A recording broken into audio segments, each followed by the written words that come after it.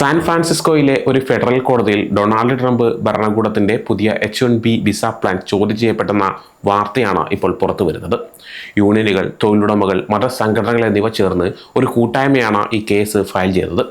H-1B അപേക്ഷകർക്ക് $1,00,000 ഒറ്റത്തവണ visa fees ഏർപ്പെടുത്തിയ ട്രംപിന്റെ ഉത്തരവ് തടയണമെന്നാണ് ഈ കേസ് ആവശ്യപ്പെടുന്നത്. റോയിറ്റേഴ്സ് ആണ് ഈ വാർത്ത റിപ്പോർട്ട് ചെയ്തിട്ടുള്ളത്. വിസ ഫീസ് വർദ്ധിപ്പിച്ചുകൊണ്ടുള്ള ട്രംപിന്റെ പ്രഖ്യാപനത്തെ ചോദ്യം ചെയ്യുന്ന ആദ്യത്തെ കേസാണിത്. അമേരിക്കയിലേക്കുള്ള കുടിയേറ്റം നിയന്ത്രിക്കാൻ US പ്രസിഡന്റ് ശ്രമിക്കുന്ന സമയത്താണ് ഈ നീക്കം. H-1B വിസ പ്രോഗ്രാം വഴി US-ലെ തൊഴിലുടമകൾക്ക് പ്രത്യേക മേഖലകളിൽ വിദേശ തൊഴിലാളികളെ നിയമിക്കാൻ കഴിയും. സാങ്കേതിക കമ്പനികൾ ഈ വിസ ലഭിക്കുന്ന തൊഴിലാളികളെ വളരെയധികം ആശ്രയിക്കുന്നുണ്ട്. H-1B വിസ സ്പോൺസർ ചെയ്യുന്ന തൊഴിലുടമകൾ സാധാരണയായി $2,000 മുതൽ $5,000 വരെയാണ് ഫീസായി നൽകിയിരുന്നത്. എന്നാൽ പുതിയ വിസ ലഭിക്കുന്നവർക്ക് US-ൽ പ്രവേശിക്കാൻ കഴിയില്ലെന്ന് ട്രംപിന്റെ ഉത്തരവ് പറയുന്നു.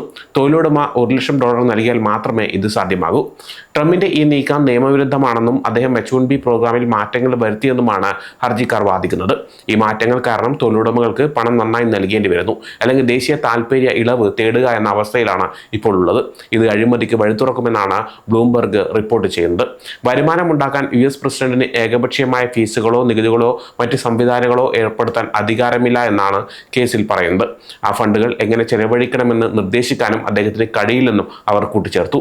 പ്രഖ്യാപനം പുറപ്പെടുവിച്ചപ്പോൾ ട്രംപ് പരിമിതികളെ അവഗണിച്ചു എന്നും തനിക്കില്ലാത്ത അധികാരം പ്രയോഗിച്ചുവെന്നും ഹർജിയിൽ പറയുന്നു. H-1B വിസ അപേക്ഷകൾ വിലയിരുത്തുന്നതിനും വിസ അനുവദിക്കുന്നതിനും കോൺഗ്രസ് വ്യക്തമാക്കിയ സങ്കീർണമായ ഒരു സംവിധാനത്തെ ട്രംപ് മാറ്റിമറിച്ചുവെന്നും ഇതിൽ പറയുന്നുണ്ട്.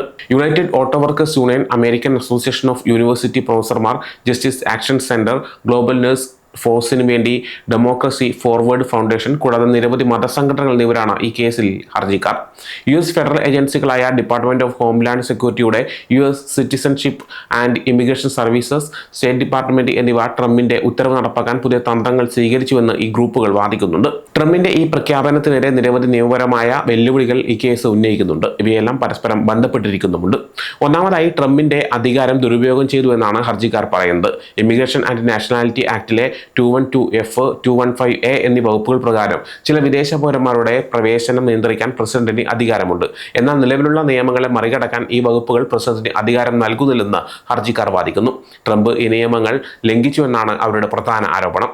രണ്ടാമതായി, അഡ്മിനിസ്ട്രേറ്റീവ് പ്രൊസീജിയർ ആക്ട് ലംഘിച്ചുവെന്നും പരാതിയുണ്ട്. ഫെഡറൽ ഏജൻസികൾ ശരിയായ നിയമനിർമ്മാണ നടപടിക്രമങ്ങൾ പാലിച്ചില്ലെന്ന് ഹർജിയിൽ പറയുന്നു. പൊതുജനങ്ങൾക്ക് അഭിപ്രായം പറയാനും നിർദ്ദേശങ്ങൾ നൽകാനും അവസരം നൽകിയില്ല.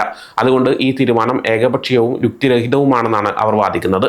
മൂന്നാമതായി, മേജർ ക്വസ്റ്റ്യൻസ് ഡോക്ട്രിൻ എന്ന നിയമ തത്വവും ഈ കേസിൽ ഉന്നയിച്ചിട്ടുണ്ട്.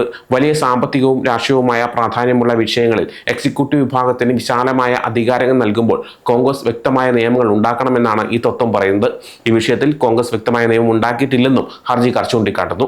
നാലാമതായി, ഈ പുതിയ നിയമം H-1B പ്രോഗ്രാമിനെ ഒരു പണം കൊടുത്ത് ജോലി നേടുന്ന സംവിധാനമാക്കി മാറ്റുന്നു എന്നാണ് പരാതി. അതായത് തൊഴിലുടമകൾക്ക് ഒന്നുകിൽ വലിയ ഫീസ് നൽകി വിസ നേടണം, അല്ലെങ്കിൽ ദേശീയ താൽപര്യം എന്ന ഇളവ് തേടണം. ഇത് തെരഞ്ഞെടുപ്പ് അടിസ്ഥാനമാക്കിയുള്ള നിയമനിർവഹണത്തിനും അഴിമതി വഴിയൊരുക്കുമെന്നും ഹർജിക്കാർ മുന്നറിയിപ്പ് നൽകുന്നുണ്ട്.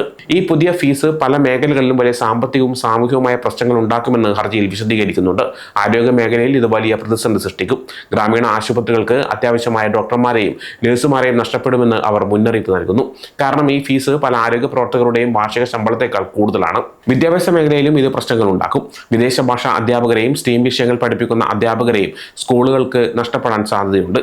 $1,00,000 ഫീസ് പല അധ്യാപകരുടെയും ശമ്പളത്തേക്കാൾ കൂടുതലാണ്. മതപരമായ സംഘടനകൾക്കും ഇത് ബുദ്ധിമുട്ടുണ്ടാക്കും. പള്ളികൾക്കും മറ്റ് മത സ്ഥാപനങ്ങൾക്കും പുരോഹിതരെയും മതപരമായ ജോലിക്കാരെയും സ്പോൺസർ ചെയ്യാൻ പ്രയാസകരമാകും. ഗവേഷണ മേഖലയിലും പുതിയ കണ്ടുപിടുത്തങ്ങളിലും ഇത് വലിയ തിരിച്ചടിയാകും. സർവകലാശാലകൾക്കും ഗവേഷണ സ്ഥാപനങ്ങൾക്കും പ്രധാനപ്പെട്ട പ്രതിഭകളെ നഷ്ടപ്പെടും. ഇത് ഡോയുടെ കാഴ്ച നഷ്ടപ്പെടുന്നതിനെ കുറിച്ചുള്ള പഠനങ്ങൾ പോലുള്ള നിർണായക ഗവേഷണങ്ങളെ വൈകിപ്പിക്കാൻ സാധ്യതയുണ്ട്. ഈ നിയമത്തിന് ഇളവ് ലഭിച്ചില്ലെങ്കിൽ ആശുപത്രികൾക്ക് മെഡിക്കൽ സ്റ്റാഫിനെ നഷ്ടപ്പെടും, പള്ളികൾക്ക് പാസ്റ്റർമാരെ നഷ്ടപ്പെടും, ക്ലാസ് മുറികൾക്ക് അധ്യാപകരെ നഷ്ടപ്പെടും, രാജ്യത്തുടനീളമുള്ള വ്യവസായങ്ങൾക്ക് പ്രധാന കണ്ടുപിടുത്തക്കാരെ നഷ്ടപ്പെടും എന്ന് ഹർജിക്കാർ മുന്നറിയിപ്പ് നൽകുന്നു.